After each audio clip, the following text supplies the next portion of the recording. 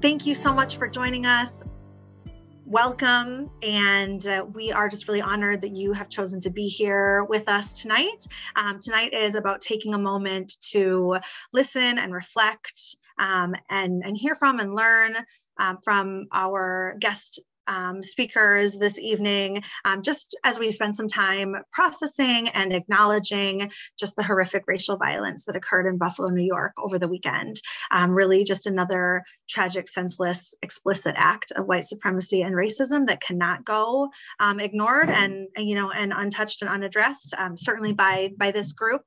So I know Dr. G just mentioned, and he will talk about that, but we did decide to kind of pull a last minute pivot to take time and make space for that conversation tonight. So thank you for your flexibility in joining us with that adjustment. And we are really grateful to be joined, as always, by Dr. G this evening and Harry Hawkins, who is the Executive Vice President of Nehemiah. Dr. G will share more about him, but really just so grateful for him taking time to join us tonight. And as you will hear later in the session, we get a double dose of Harry, and he will be joining us for next month's content as well. So before we move into tonight's just really imperative and emotional conversation, we want to cover just a few quick housekeeping notes for anyone that hasn't attended a Lean Into Allyship session before. For anyone that is new here for the first time, welcome. My name is Samantha Jefferson. I am an ally in training and a co-conspirator, along with my partner Dan Beltran and Ashley Keeler, and all of the Justified Anger Nehemiah team that helps put these Lean Into Allyship events together and makes them possible. So we're so glad that you're here. And first and foremost, if you have been to our events in the past, and if you're hearing it for the first time, we always really want to focus on and take some time to advocate strongly considering donating to Nehemiah tonight, right? So this event, again, is supported each month as an initiative through Nehemiah and their Justified Anger efforts. We cannot and we do not expect them to support and join us in these events and education opportunities for free. And a donation helps them continue to do work like this in the community, which they do so much of. And the depth and breadth is incredible. And it truly is just an awesome honor and opportunity to be a part of supporting their work. So please consider making a donation to Nehemiah this evening. Your company may likely do a donation match that they would be, this would be eligible for. So you can always look into that as well, just to really maximize the opportunity. As another note, we will send out a follow-up email after tonight's event that includes a link to the session recording, a lot of the resources shared. Our conversations are always really rich and robust in resources and materials that the very incredible Don Thornton links along the way of our conversations. So we really just encourage you to minimize your distractions as much as possible and dive in with us, especially tonight, and just know that those resources and that great content will be shared after the fact. So you won't miss out on those. And then also just a heads up that we keep the chat function turned off to allow our Nehemiah team to share these awesome resources and valuable tidbits throughout the event. So the chat is not an option, but please do use the Q&A tonight right at the bottom of your screen to ask questions and really help us drive the second section of the content and conversation. This hour, as we hope that you know, is truly for all of us. It's for all of our growth and learning and unlearning and just fellowship together. So as would-be allies and co-conspirators, we are all participants, and your questions really help us guide the conversation. And we hope that you feel, valued and seen and heard and a part of the work in that way. So as we get started, we also wanted to follow up on April's Ally in Action Challenge, which was to take 2 actions over this past month that would take you out of your comfort zone. So really just embracing that real change happens when we stretch ourselves. We asked you to be ready to share those actions with us tonight. And we would love if you would be willing to contribute and let us know some of the work that you've done over this past month. Again, as follow-up from April's Ally in Action Challenge, that work was to just do something to stretch yourself, take yourself out of your comfort zone. Oh, yeah. Okay. Yep. So we have our events are supported by the generator, which we are so, so grateful for. They lend the technology for these events. They are the best ever. We couldn't do this without them. We're so grateful for their partnership. And we typically have the chat turned off. We have a partner helping us out tonight through Generator that hasn't done this before. So huge shout out to him. And it looks like we have turned off the chat officially. Hopefully you're able to contribute in the Q&A. So if you wanted to give that a try, that would be excellent. And if not, we can always circle back on this. I'm not sure if maybe that shift change some things. So that's fine. We'll move ahead. We can always try and just revisit that later in the session. So I think that we can just move right ahead into the reason that we're all here and just the depth of our conversation tonight. Wanting first to take an opportunity to introduce Dr. G, which is always an honor. We're not sure. We are sure that we can never do justice to the work that he does and who he is in our lives. Personally, as a friend and a mentor, we're so grateful to get to do this work with him and that he joins us in this Lean Into Allyship series so wholeheartedly. He will be moderating our discussion tonight. And for anyone that has not met him in the past, Dr. G is the president, founder, and visionary of the nonprofit Nehemiah, whose vision is to engage the greater Madison community to empower African-American individuals, families, and communities to bring about hope, transformation, and justice. Nehemiah's work focuses on 5 core areas, including education, economic development, incarceration, family and community wellness, and leadership and capacity development. Dr. G has 35 years of experience in this space of serving as an advisor to leaders across the world, not just here in Madison, but truly across the world. And his efforts have included educating, coaching, and mobilizing white allies, which is where the Justified Anger Initiative comes in, and that's kind of where Lean Into Allyship has the honor of and privilege of living. So with that, thank you so much, Dr. G, for being here. We will pass it over to you and Harry Hawkins. Thank you both so much. Samantha, thank you for such a warm introduction on such a somber and very difficult week. I just want to say to you, Samantha, and to Dan, and to AJ, to Lauren, and friends at Generator, it really is helpful to have friends who are white allies. And thank you that we have been friends even when things seem to be calm and back to normal, whatever that is in America today, so that we don't just circle up when all hell breaks loose. But we talk, we connect, we do these monthly gatherings, we meet, we talk, we plan. And so thank you all for just leaning in, like the name of this group suggests, and not just coming together when something horrible is taking place. So I appreciate you all very, very much and consider you friends and allies. So thank you for that. I'm joined tonight with my colleague, Mr. Harry Hawkins, who is the Executive Vice President of Nehemiah and its initiative, Justified Anger. Harry Hawkins brings over 10 years of experience to the Nehemiah Corporation, and he holds multiple degrees in business administration with a focus on organizational behavior. He's an author, business owner, and a dreamer, and a gifted manager who works with me to take a look at what's happening in our community, what opportunities we have to make a difference inside Nehemiah. And it's really a joy to have him here with me. Harry, thank you. I called an audible recently just to say, we'll talk about the other subject, but in light of all that's going on, I just wanted to process what happened in Buffalo and what's happening in our country and what's happening in our hearts. I just want to process that with the colleagues. So thank you for being here tonight. Well, thank you for having me. I just want to say that on Saturday afternoon, I don't even want to honor this person by saying their name, but shot and killed a number of victims. 13 people were shot. 11 of them were Black. Some were wounded and weren't necessarily killed, but 10 actually died. And before I go any further, I just want to just say the names of these victims. Miss Roberta Drury, Margus, who was only 32, Margus Morrison, 52, Andre McNeil, 53, Aaron Salter, 55, who was a retired police officer, Miss Geraldine Talley, 62, Miss Celestine Cheney, 65, Mr. Hayward Patterson, 67, Miss Catherine Massey, 72, Miss Pearl Young, 77, and Miss Ruth Whitfield, 86, who just visited her husband in care.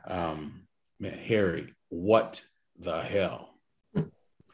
You know, it's one of those things where I wonder, trying to process my own emotions. I've had distinct responses, right? So almost, and I don't want to make light of people with mental health issues, but it's almost like, I'm wondering, like, do I have different personalities in here? Like, how am I having different distinct reactions? Because my first reaction was, I'm not surprised that this happened. Matter of fact, I'm actually surprised it took this long to happen. Mm-hmm. When I saw January 6th, insurrection, storming the Capitol, I knew this was around the corner. Part of me is thinking, do I need to go get a gun?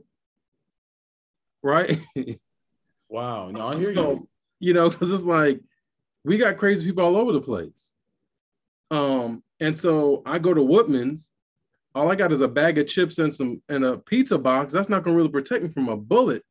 Do I need to be packing? You know, and I can just imagine myself at church, you know, with my hands up trying to praise God, and you can see my pistol peeking out from my jacket. You know, it's like, it's a wild image to me, right?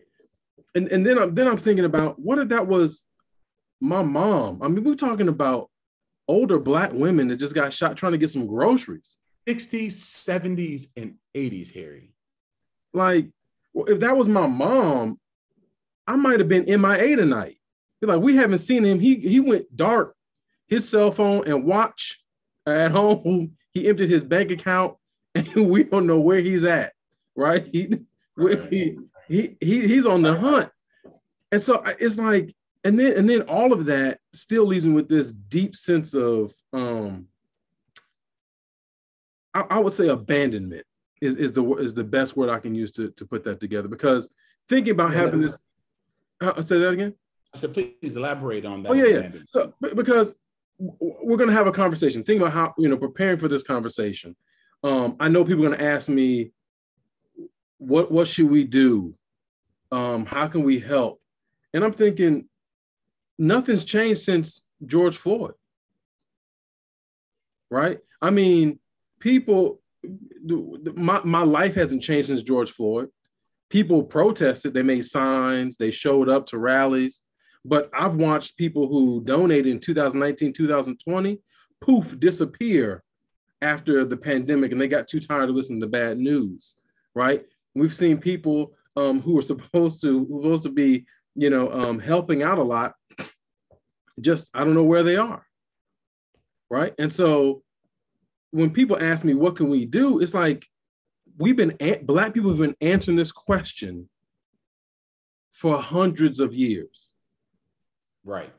And so to have to keep answering the same question, that, to me, that means you don't really want to do anything. Like, that's how I interpret it, right? I don't know people, I don't know everyone's motivation, but how I interpret that emotionally is, if I have to keep answering the same question, it's like, then maybe you don't really want to implement the solution. No, I hear you. And No, I didn't mean to cut you off. No, you just made me think, man. I want to give you a reprieve, a breather. We do not have to answer that question tonight. A little bit later, I believe Samantha and Dan are going to come on and ask questions.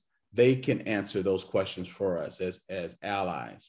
They can answer, but I think we get to vent, but just about how we're feeling. When I first heard the news here, I went numb because I wasn't surprised either. And I think this is the piece that makes Black people and people of color sound like we're downers, because we just saying, okay, when. I was thinking about, you talked about the insurrection in January 6th. I thought about the photo op with Donald Trump and Kyle Rittenhouse. Like, I can't imagine President Obama and O.J. Simpson taking a picture. Like, if you're accused of murder, if you've murdered, what does the president, the former president of the the leader of the free world, so to speak, used to be until we got bound and chained. What about that seems right? And he said, let me see, I was just taking a look at this. I wanted to get the quote right. He says that he's a nice young man. He's a nice young, it was signaling. And so I think tonight, in talking about our feelings, I need our white allies or non-Black allies to read between the lines and understand what conversations they need to be having. So we can't tell people what to say or do, but they've got to be thinking, how does someone get elected and almost get elected twice who would have the gall to stand with someone who was a teenager who had these guns and left his state and came to Wisconsin and killed 2 people to protect himself because he was scared when he should have been in his driveway playing basketball or chess or something. And so I went numb, Harry, because I thought, you know what, I got to tuck this away because the interviews are going to come, the radio shows are going to come, people are going to call, the questions are going to happen. Mm-hmm. And I didn't feel it for like the first couple of days, or for the first day. I didn't feel it because, you know, the song says, I don't have time for the pain. I wasn't emotionally ready to be bombarded with that level of darkness. And then I walked into church on Sunday and I saw the chief of police in uniform and strapped in his gun. And first of all, I just saw the nice white shirt. I've only met Chief Barnes once in person. We've had meetings on Zoom. And, but I just thought, has anybody been tipped off? Because if it were his day off and he just wanted to come and fellowship, worship with us, just hang out with us at our church, he would have worn a cardigan or a shirt and tie, but not his uniform. And it just hit me. I think it opened that door on Sunday. Is this the new reality? That's the piece that I want people just to hear us process. Because if our non-Black allies just take that and just begin to have the courageous conversations with people about what's our new reality. I just thought, is this our new reality? Has there been a tip? Is there some suspicion that local groups are going to be, white supremacist groups are going to be doing things or demonstrating or coming into churches that are predominantly Black or Black led? And so for me, after that happened, it started slowly creeping up on me. So I just start feeling off. I don't even know exactly how to explain it, but just off. I like I had medicine head, like you do, and you're taking all of that cold medicine. And I'm not sick. I'm not taking medicine, but just sort of felt off. I felt muffled. This deep sense of fear, a reminder of our own mortality, thinking about the great work that we're doing, for which we get many accolades and tens of millions of dollars to support its endeavors for the center that we're building. And while we're celebrating it, someone is looking at it with disdain, thinking, they're taking America from us. They're taking our story, our freedom from us. And I just think the reality, man, I was on a Zoom call, with my capital campaign yesterday. 2 people wrote me and one called me and just said, are you okay? Because they didn't know something happened to my mom or my health, but my affect was just so off that 3 people, that's almost half the people on the Zoom call were instant, I don't know if it's called instant messaging, but chatting with me privately saying, what's wrong? Are you okay? And it was just the reality of all that was going on inside me. And there was one other Black person on the call, just Jill. And I could kind of look in her face. And I was like, I know what she's thinking. She's just, the reality of this is hitting us. And we're handling business and we're doing things to promote and to advance Black culture and its celebration. So it wasn't like we were just sitting around talking about the weather. These folks were doing work to support my vision. Right. But at the same time, it hadn't come up. We hadn't acknowledged it. We didn't say the names of the people. And it just came crashing down on me. Here, I still feel off. I feel differently, better than I did yesterday, but I still feel off because there's this war inside me that's thinking about this new reality. And am I ready to believe that? And what does that mean for me in terms of reaction? So for those who don't know, one of the reasons why I think Dr. G and I work so well together is our skills complement each other. So he's a visionary, I'm an implementation specialist. So when I use that skill to really put plans together, like how do we get stuff done? And so when I was thinking about this, one, despite the emotional toll it takes on me, like I got a couple of answers for people about what they need to do. Now they may not like them, but they'll come up in conversation today. But one of the things that I was attempting to find this 180-page manifesto this kid wrote, right? This man wrote, because there's an assumption that, oh my gosh, he's crazy. He did something radical. I had a hypothesis. I'm so surprised at how often mental health issues are coming up as if racism is a mental health disorder. Right. But my hypothesis was, I couldn't prove it because I couldn't find this document. So I had to use some other sources, but my hypothesis was that his thoughts and beliefs were normal. His actions were radical. Right. And because people always ask that question, and it's not just about the violence, right? They ask this question when any incident of racism happens and it ruffles the status quo. They go, well, what can we do? How can we make a difference? What happens? And really the answer is simple. And I'll use an analogy of a garden because, right now spring is here, everything's blooming and blossoming, looks beautiful, but that also means I have to get out in that garden and weed, right? And you don't have to do anything for weeds to overtake your garden. Nothing. You have to do zero, zilch, zip. All you have to do is let it do what it's going to do, and the weeds will overtake your garden. They will choke out your healthy plants. So how did this happen? Because good people didn't do enough. Right. That's how it happened. Right.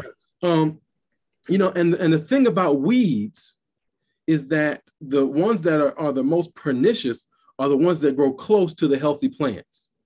The ones that you just can't take a weed whacker to or get your shovel and dig them out, right? Right. And so people, to drive that a little bit closer home, I think about things that we hold close and hold dear that really perpetuate these ideas of racial inequality and white superiority. And we shove them down kids' throats.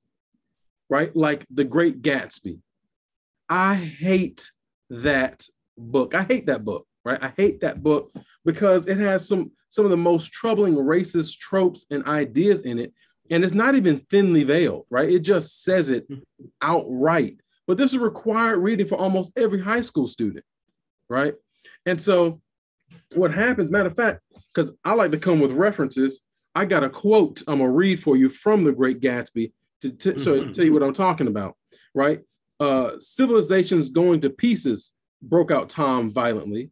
I've gotten to be a terrible pessimist about things. Have you read The Rise of the Colored Empires by this man, Goddard? Why, no, I answered, rather surprised by his tone. Well, it's a fine book and everybody ought to read it.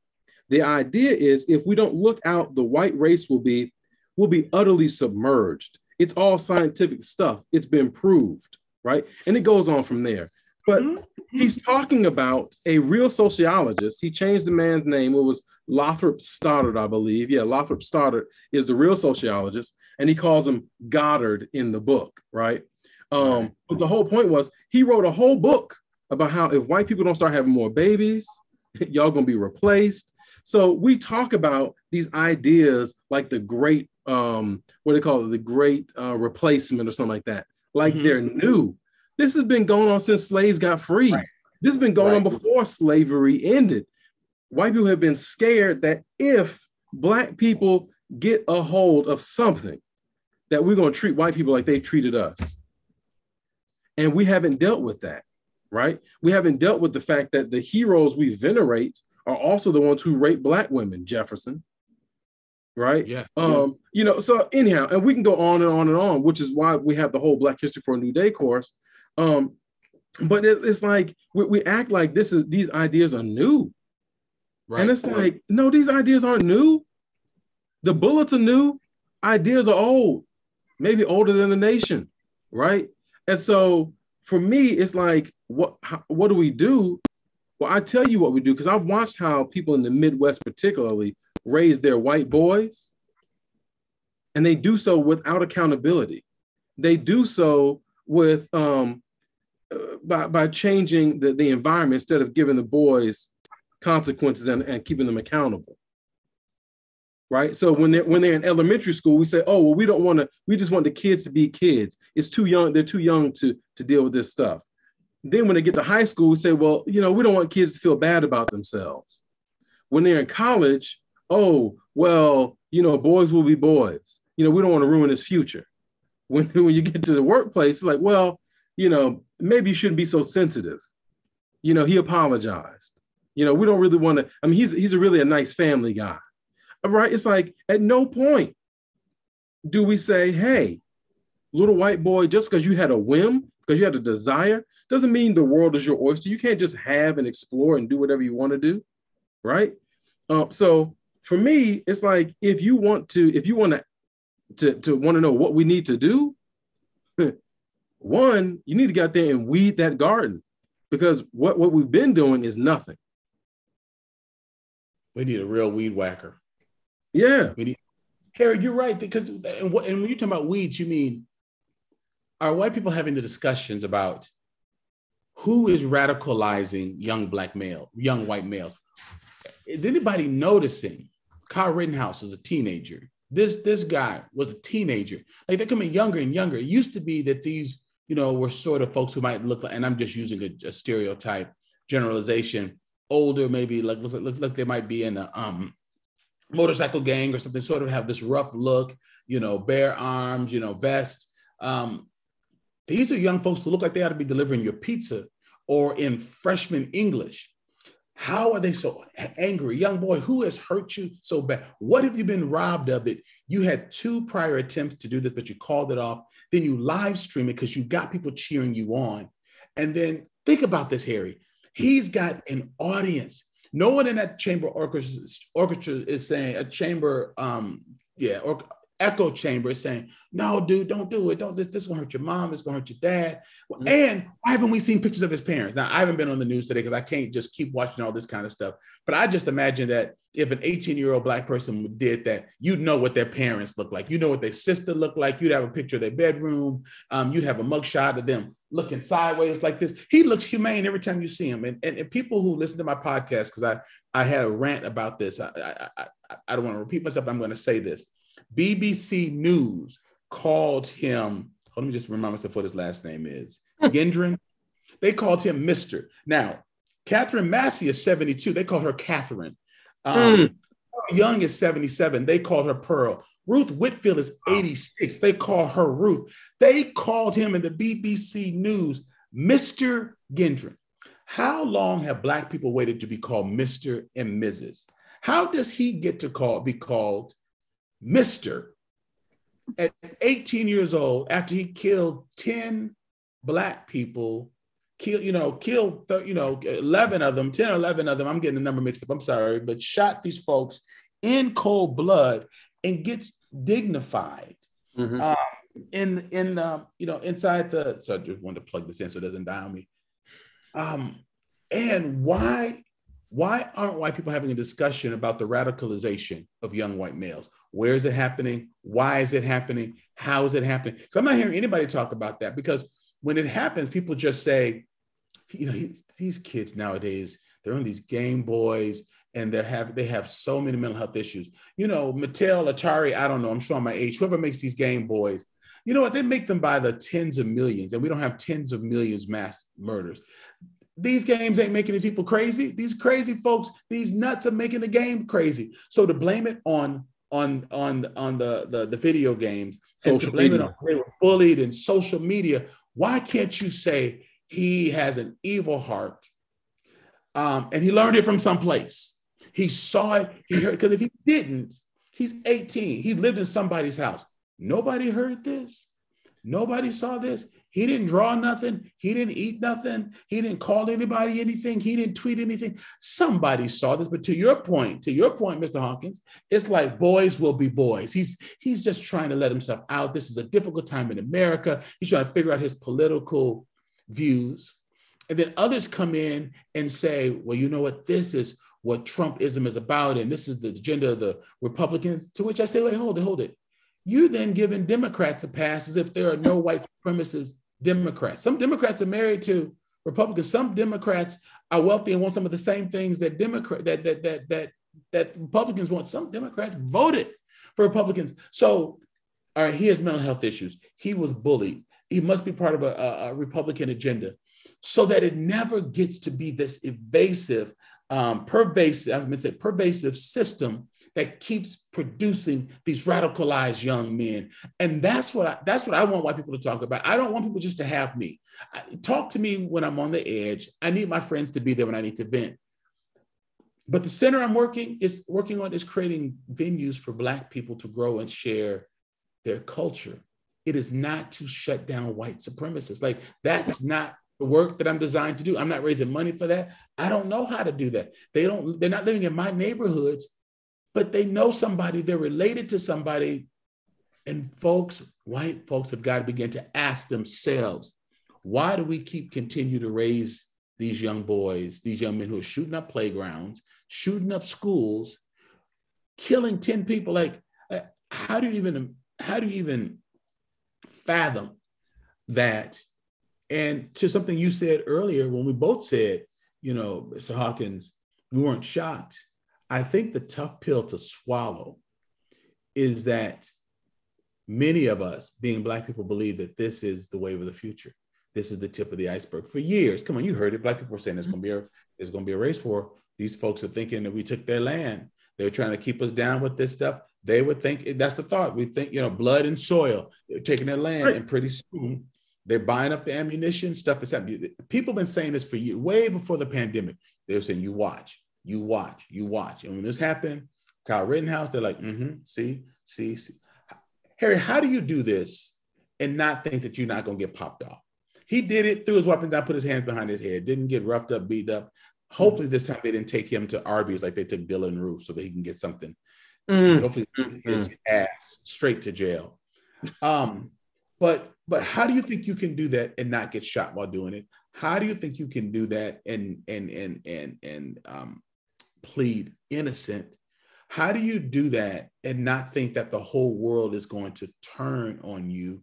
And how do you have not only the ignorance to do that, but the coldness, but the confidence to do that society is not going to hurt, is not going to hate you?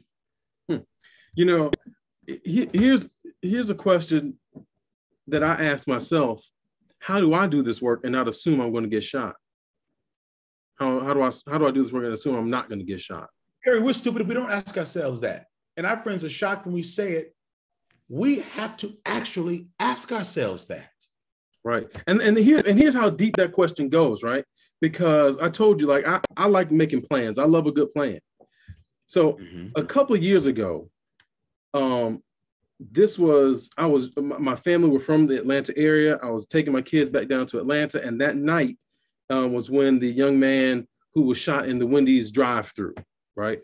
When my kids are headed back down. So there are fires and riots and protests going on. And I'm thinking, man, do I need to get a gun? So I was in a hotel room on my laptop doing research on what type of gun was a good gun. I was looking up bulletproof vest. I wanted to know what type of vest I would need to withstand a rifle shot, right? I found that you had to put another metal plate in there to get it to a certain rating. And when I finally figured out, okay, how much is it going to cost me? About $1,200 to get what I need. I began to realize, crap, if I got a gun and I'm protected with a vest, well, I got to get stuff for my family, right? Now my wife's got to get a vest and a gun. And I got to get my kids a vest. I got to go take my 11-year-old son to go get fitted for a vest. Is that really the life I need to live? Right? Like that, but that's how crazy it is.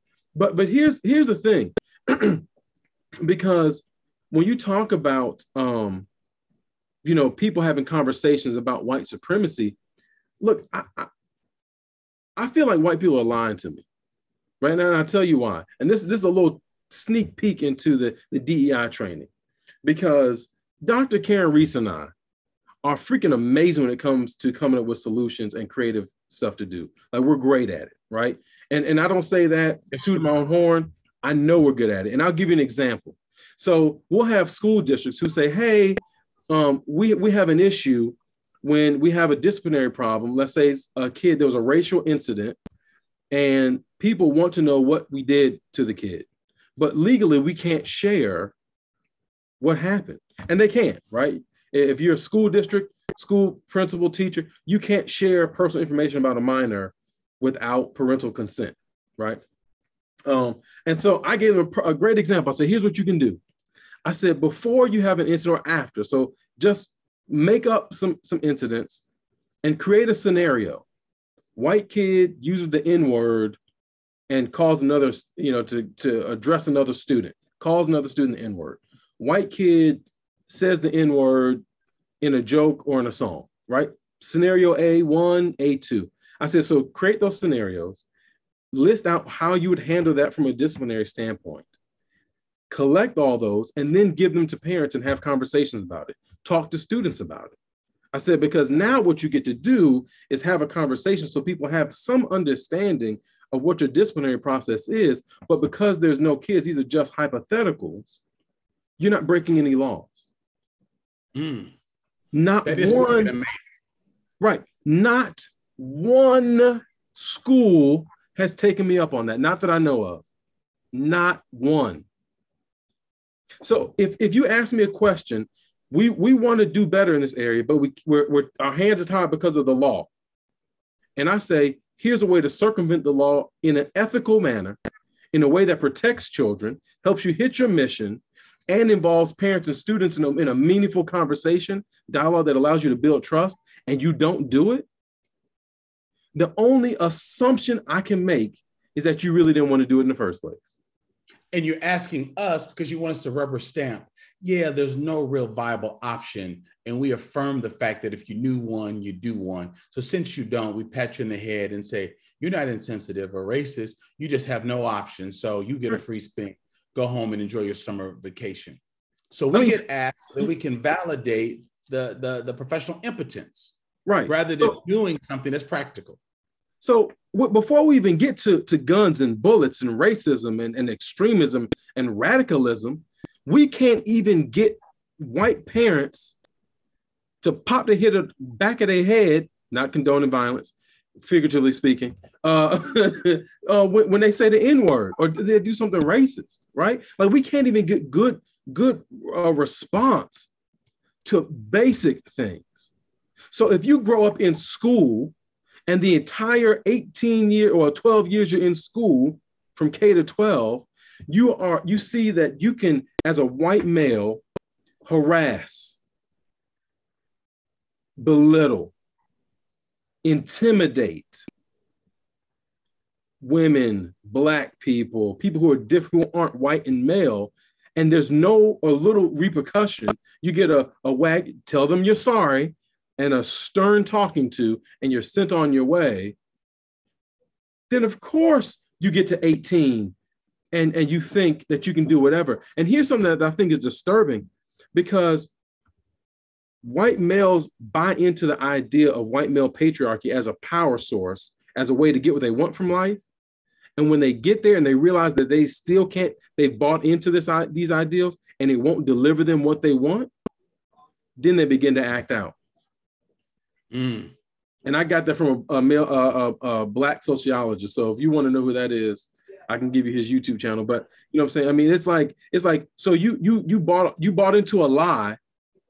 And then when you find out that it's not true, then you want to blame other people for this lie not being true. Yeah, and Harry, let me just help to break this down for folks. This is what I want you to talk about. All right, so Peyton, this guy, I'm not gonna call him gentleman or Mr. This guy who killed these folks. Not all people who believe like him, who are radicalized like him, go on a shooting spree. Some become school teachers. Some become social workers. Many become police officers. A lot go into the military.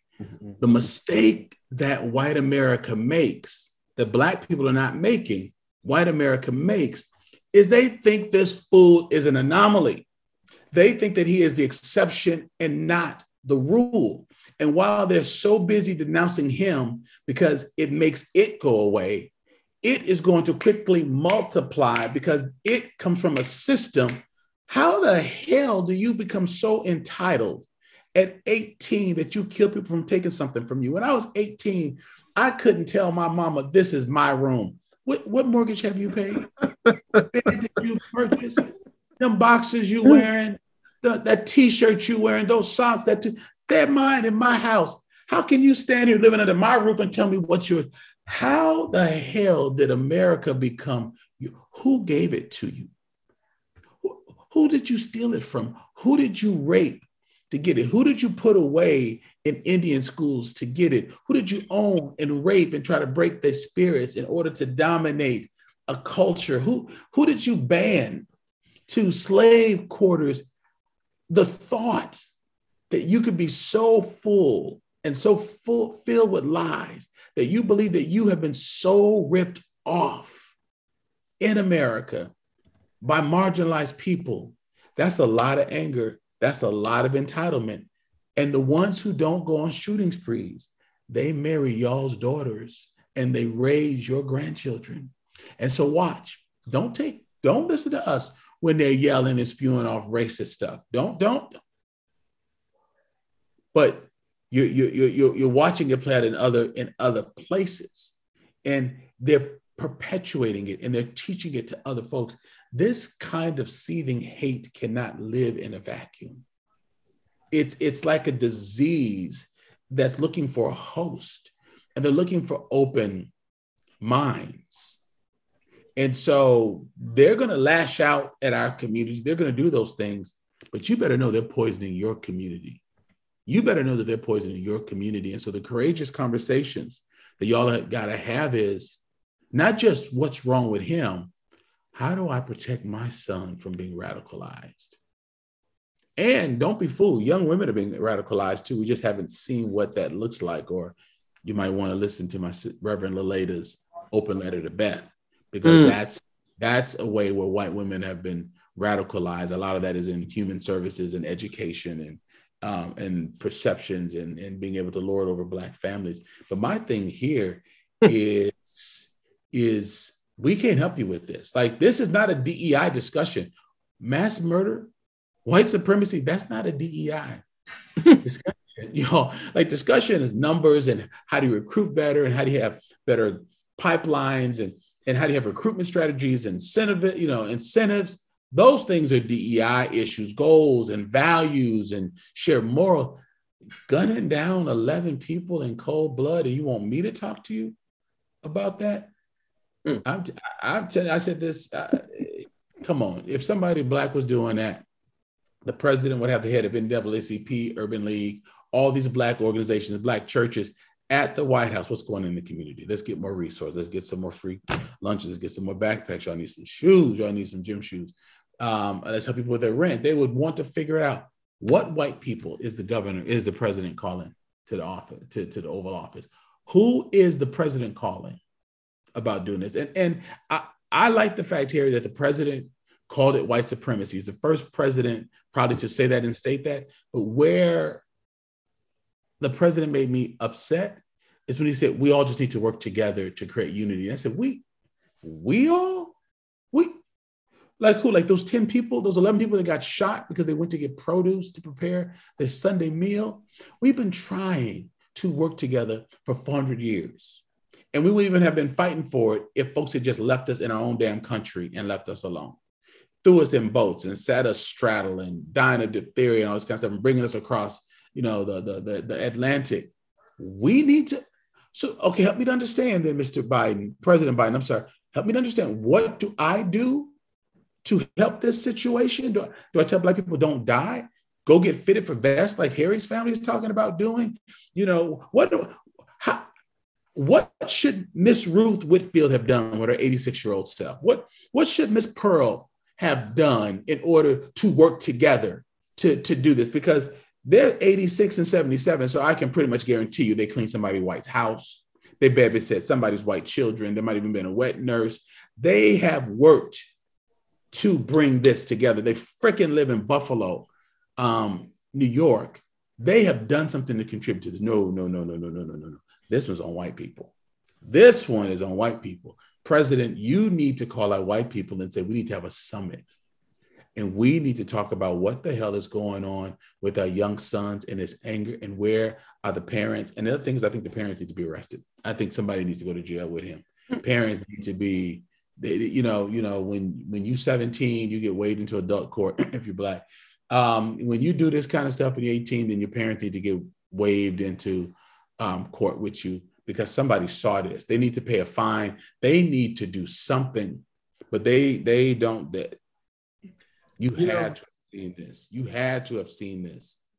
I just finished watching a documentary on Netflix about a serial killer. I won't even go into the name. Anyway, the point is, most of my life, I've heard people say things when they talk about white men being violent.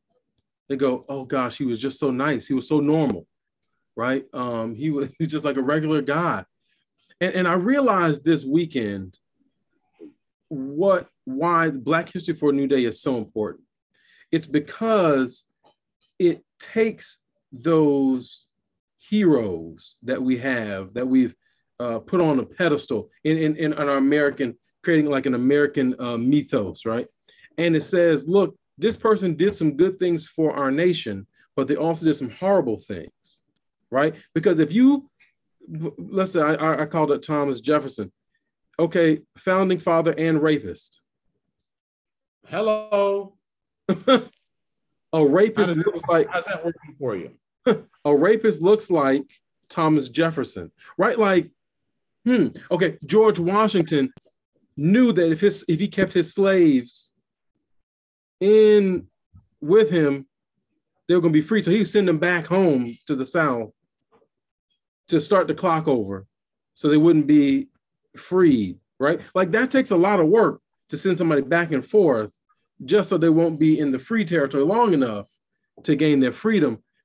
So we don't talk about that. So what happens is we've accepted the imagery that racist propaganda started back in when movies started, right? With like The Birth of a Nation. We have these mindless kind of animal-like people that are killed indiscriminately, and you're seen as a hero if you do that, right? So evil's always dark and different and lurking. It's never blonde and nice chin, right? It's not wizened old hair, white hair, wizened sage, right? So it's like we can't even understand evil. It confuses us because we haven't been clear on history.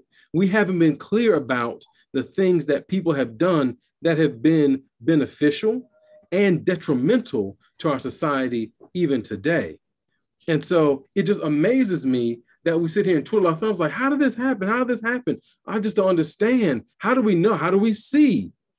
Like, I mean, and to the point where going back to what I've seen people do, and this story, I'll say this is speculation, okay? So I don't know if this happened or not, but I have reason to believe it did, but just know it's speculation. So don't worry about it if it makes you feel so a little queasy.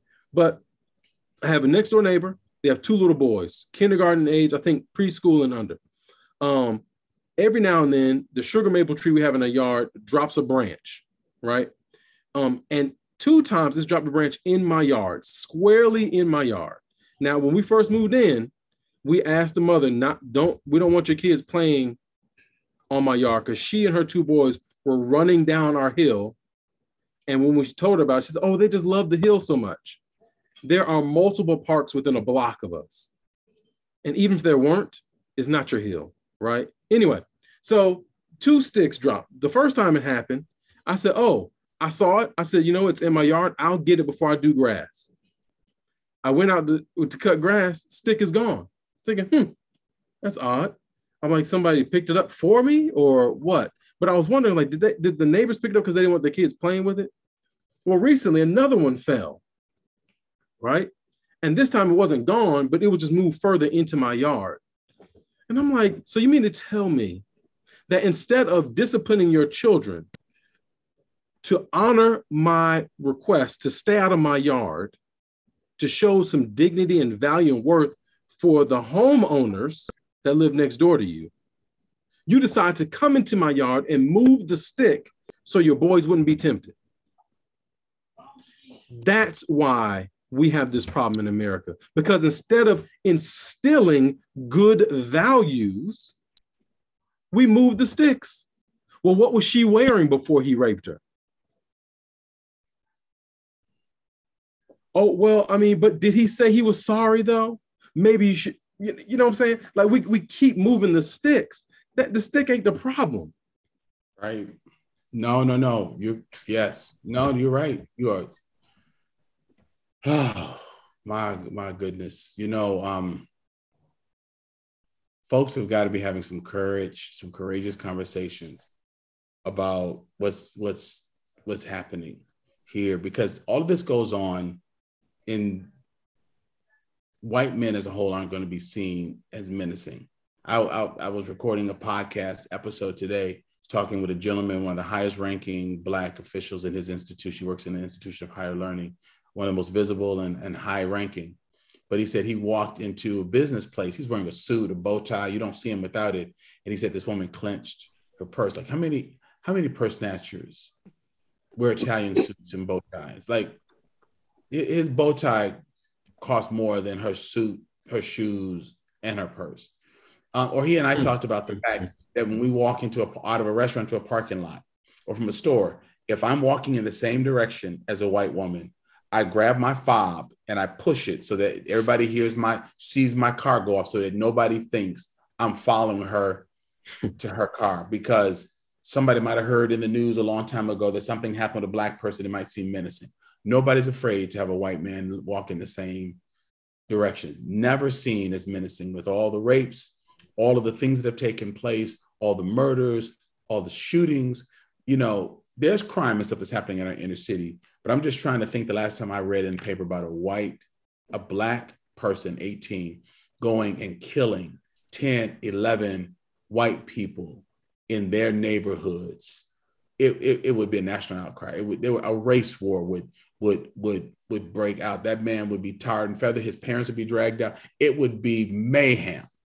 And folks would fear Black people. And we'll just keep going. So, Dan and Samantha, you're back in here. Harry, I think they got some questions for us, but Harry, thank you so much for honest dialogue. And actually, Dr. G, we're going to call an audible on that. So an audible on the audible is what we're so before we get to that, first of all, thank you, Harry. Thank you, Dr. G. I mean, that was raw. And that's exactly what we wanted to give you both space to do, is to lament and vent. But we're not going to ask the questions actually that came in. We're going to Samantha and I are going to speak to a couple of them, because to your point that you mentioned at the start of this event, you both have enough on your plate to survive in this world. You don't have to be worried about giving everyone a checklist about what they should be saying. Did they say the right thing? Tonight was about hearing from your heart about what was going on. So there were a few questions that came in, but I just wanted to continue to emphasize that to those who are listening.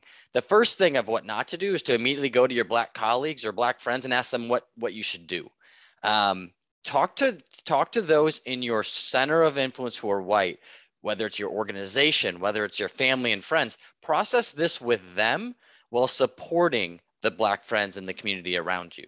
Ask them what they need. Make sure you're there to support, but don't ask them about what you should be doing or saying. That said, Dr. G, you've been very clear on what allies should be doing, or would-be allies should be doing, very simply. So if you take nothing else away, educate, donate, and affiliate. And what I'm going to talk about is, there was a question about if Trump didn't elevate, white nationalism, or Tucker Carlson, if he didn't feel the fire, would we still be here? So the one thing that, and again, we are being a little bit harsher on some of these responses tonight, and some of those things. These are great questions, but the thing that I would to focus on here is, don't think of this as a one-time event. Dr. G and Harry spoke about this. Don't think about, is this the event that Trump and others have fueled? Think about, this is where educate comes in. And Harry, you mentioned the Black History for a New Day. I want to put another plug in for that. But educate, and then we actually have one, I believe, coming up in September in the fall. So email info@nehemiah.org if you want to get more information. But think about how it went from slavery to then Jim Crow, where they weren't equal, to mass incarceration, where you still can have your rights removed on voting, or you can be taken away from your family for things that aren't necessarily truly a crime. So think about how it just looks different today. Think about the daily atrocities that happen, not just these one-time events. And that's what Dr. G spoke about in the beginning. Don't just focus on these quick things that are recorded. That's not where the work needs to be done. Secondly, think about how you educate your kids in the curriculum. We also had some questions about what should you or your organization or institution do or say in response to this. One thing I would recommend is don't just put out a comment or a statement that you're not going to work behind. It's one thing to make a statement, and we saw this happen with George Floyd. A lot of organizations came out with all of these statements. To your point, Harry, where are they today? I would ask, what have they done in addition to that statement? So that's one thing I wouldn't have your institution do unless you're going to actually take action behind it. So one thing, again, to give a plug, support the DEI training. Have Harry and Dr. Karen Reese come into your organization, teach that, come back in June to learn about that, and maybe bring them into your organization, and they can teach you the right way to go about doing some of these trainings as well. But again, process and speak with your center of influence. I want to stress that again. There is no right response. There is no perfect response, but you need to speak up, because if you're silent, to the point that Harry kicked off with, that's why we're not seeing change. So I would just continue to iterate some of those things. And, how did he get to be so angry? Where did he learn this? Think about the curriculum. Think about the kickback on CRT and learning some of those things. They had to put a theory on our true history. So think about how we can support an accurate representation of our history in the schools, and how do you actually do that and raise your kids or others with that information. So there's a lot that we wanted to just give in response to some of those questions. But Samantha, I'll turn it over to you if you have any other thoughts, and then we'll jump into other things that you can actually be involved with coming up. Awesome. Yeah. Thank you, Dan. Thank you so much, Mr. Hawkins and Dr. G. That was incredible and powerful and honest, and we're so grateful. I think just like plain and simple, right? It is our responsibility to be the change. It is the responsibility of non-Black people to be this change, to step up and do all that we can to carry this load and embrace that spaces and opportunities are just truly endless, right? And I think it is excellent to have safe spaces like Lean Into Allyship to come and ask raw, vulnerable questions. And we don't ever want you to feel regretful for doing so, or judged for doing so. Part of the work is, eventually getting to the place where you can look back, like I think all of us have in any version of an allyship journey, to say like, what I once did that I maybe wouldn't do now. I think Dan and I for sure have had those moments, and we've talked about them, so much in our growth, and we'll continue to do so. But I think just, we don't ever want you to feel like this isn't a space to come and just ask questions and be unsure, but we really want to come alongside you and be part of like that shared work of just knowing moving forward that at the end of the day, the opportunity and responsibility, truly the responsibility is ours. It is our responsibility to unlearn the dangerous and deep-seated ideals and the false history that we've been taught, and to take action, against them, to be honest about our own unconscious biases, right? That's so, so important. That is some of the fragility and, kind of the allyship fatigue that sets in when you really lean into and dig into just being honest about your own unconscious biases, acknowledging microaggressions, from you and around you. I think all of that work is difficult and uncomfortable, but that's exactly why we're here. And that is what is required to be a part of a movement, to truly be gardeners and not weeds. Like Mr. Hawkins referenced, that was incredibly powerful, a really beautiful, strong analogy. I think the last thing I would leave with is just last month, our April session, we were joined by Christy from Pasture and Plenty, and talked about just some of our personal experiences and journeys, in allyship and developing our commitment to this work and, this necessary opportunity to come alongside. And so I think rewatching that conversation might be a really good place for people on this call to start that have similar questions, and are interested and are on your own journey. I know Dr. Karen Reese and Mr. Harry Hawkins talk about in the Black History course, there is no there's no finish line and there really is no starting point. I know we talked about that last week.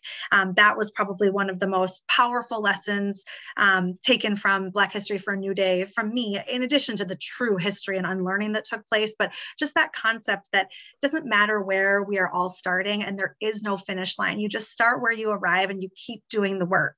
And so that's, part of why we're all here today, and hopefully, what you're all leaning into tonight. So last month's session is a great opportunity to dig into some of those thoughts as well. But I know Dan has some great upcoming events and opportunities to support coming up. Yeah, absolutely. So Dr. G actually referenced this early on in the event tonight. But there was actually, if you want to hear more about what Dr. G's feelings or, thoughts are about the shooting in Buffalo, check out the latest episode in his podcast, Black Like Me. It's going to be his raw reflection on the attack on the Black community, in addition to what was shared tonight. There might be a little bit of overlap, but if you want to continue hearing those insights, and it's as though you're talking with him and how he talks in that podcast, strongly recommend you listen to that. The second one is just a little bit of a shift, but it's called Becoming Family. Staff Stories, which is actually going to be an online lunch series. So as we think about, so May 18th at noon is going to be the first one. What this really is it's about giving you an opportunity to hear the stories of how Nehemiah, which is coming up on 30 years this year, November 11th, and how their staff and supporters, how the organization, I should say, has impacted their lives. And so that first gathering is tomorrow at noon. But if you can't make that, there will be more, and there'll be new staff stories, like I said, every month. And then the third thing, which is a lunch and learn series. So this continues. So again, these are series that if you can't make one, you can always attend another. This one's called Lifetime GPS, When History Repeats Itself. So again, this is going to talk about the many sides of using the electronic GPS system for lifelong monitoring. So I think oftentimes we think about, well, you're no longer in prison, you're no longer in jail, you're free. This is going to give you a different perspective of that. And you're going to hear the lived experiences of what this is, causes. And you'll hear from Aaron Hicks, who has been on 2 or 3 episodes of Lean Into Allyship. He's an incredible leader, incredible speaker, but he will speak from the heart in this event as well. So we wanted to give you those, but wanted to just come back and say, we also mentioned Black History for a New Day. I would really recommend you mark your calendars in fall for that coming up. And then also there is a White and Wondering. So if you're not even sure how to process some of this, you're maybe not even sure where to talk about to your family members, there is a White and Wondering reoccurring monthly session. If you just email info@nehemiah.org, we can get you more information on that. But that's a perfect space, a safe place for you to talk about these types of things, because no question's a stupid question. It's meant for you to process, though, with your white colleagues. And so with that, I'll turn it back to you, Samantha, to wrap up with the Ally in Action. Awesome. Thank you so much, Dan. Okay, so our Ally in Action for this month, we have 2 parts. So the first one is really just around activating the impact of your personal networks. Dan just had some really great insight around that and just the influence and power of doing so. We all know there's nothing more powerful than a personal connection, right? And the impact of a referral and bringing someone alongside you to something that you're passionate about. An easy and meaningful way to really flex your allyship muscle is by simply spreading the word in your circles of influence. So we inspired by the very incredible Christy McKenzie from Pastor and Plenty that joined us last month. That was one of the things that she really talked about in a way that she really uses Pastor and Plenty as a tool and a resource to do the work and be the change. We ask that you kind of follow suit, follow that inspiration, and engage the power of your networks over this coming month and ongoing, right? Part of that is getting engaged and getting your circles engaged with all of the opportunities that Dan just covered. One of them that we'd like to add on to that we're really excited about is the second part of May's challenge, which is a really great opportunity for a Lean Into Allyship meetup next week. There is a Nehemiah fundraiser on Thursday, May 26th at the Beer Garden at Obrick Park. And so a perfect pairing for the impact of your personal networks challenge is this upcoming fundraiser. So I think there's a slide on the next page highlighting that great event, but we are really excited about that. We have been meeting, for 2 years in a virtual nature. And we love the idea of finally getting to offer an opportunity to get participants and would-be allies and co-conspirators together from Lean Into Allyship and, further engage in the work of Nehemiah, Justified Anger, learn more, bring your friends, talk about, what you're doing and what you hope to continue doing. So, just the power in that shared energy and the power in numbers and influence. We're so excited. So please come and join us. We are going to, I think the event actually runs from 5 to 9. We were going to highlight the meetup for Lean Into Allyship from 6 to 8, just to help give a little more structure. But of course, stay as long as you can, come as early as you can. We will have, I think, a little sign in our group just to acknowledge kind of where we might be sitting. And then we will just go about connecting and networking from there. But we really would love for you to come and support Nehemiah, be a part of that event next month. Dr. G, do you have anything, or Harry, do you have anything to add about that event next week? Please come. It's been a long time since we've been able to get together. We'd love to see you. Awesome. Bring friends. Yes. Excellent. Okay, cool. So the challenge is to bring at least one friend with you to the event next week. And then finally, we really look forward to seeing you at next month's June's Lean Into Allyship event, which will be Tuesday, the 21st. And that will be, we'll be covering the planned topic from this month, which is More Than Talk, DEI Training That Challenges Systems with Dr. Karen Reese and Mr. Harry Hawkins. So we will shift that content into next month. We're really looking forward to it. I think Dr. G, Harry, do you have anything you wanted to add just in wrapping up this session? I had one thing, excuse me, I'll say, and then I'll let the pastor have the last word. Dr. G have the last word. I think when looking at some of the questions that people asked, a lot of times people are asking, what do we do? And a lot of times those things are outward focused. But I would say I can answer the question, what do we need to do, very easily. I can give you a list, right? Literally, I can give you a list if you want to. But the real issue is, before you can ask what we need to do, you need to ask yourself, who do I need to be? Dr. G's doctoral work was in transformational leadership, and personal transformation is what leads to societal change. And so before you can talk about, if you're not sure what to do, then you might need to figure out who you need to be first. That's a great word. And I want to say to people, continue to lean in.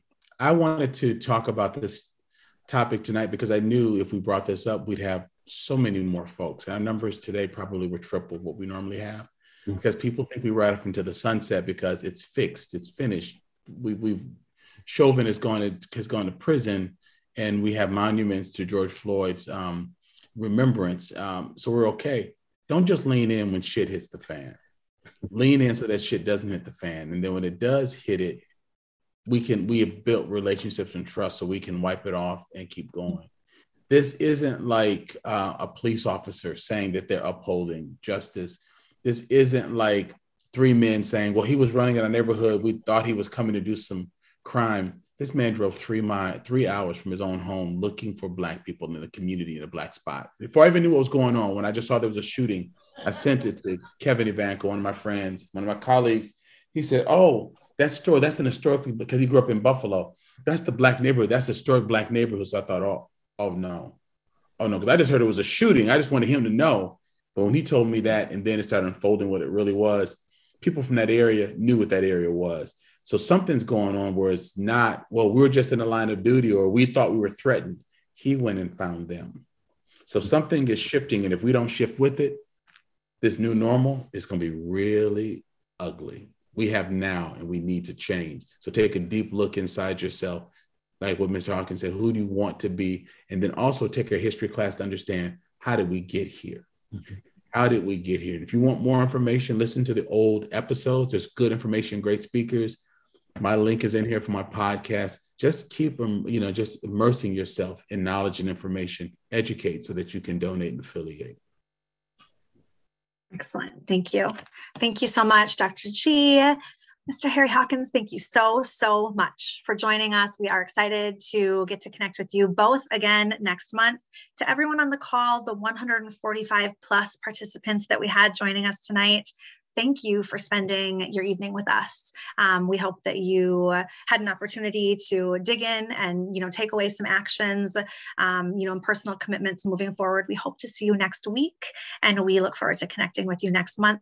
Thank you to everyone on the Nehemiah and Justified Anger team for your support ongoing of the Lean Into Allyship series, to the Generator for the technology support that we are so grateful for, and from Dan and AJ and myself.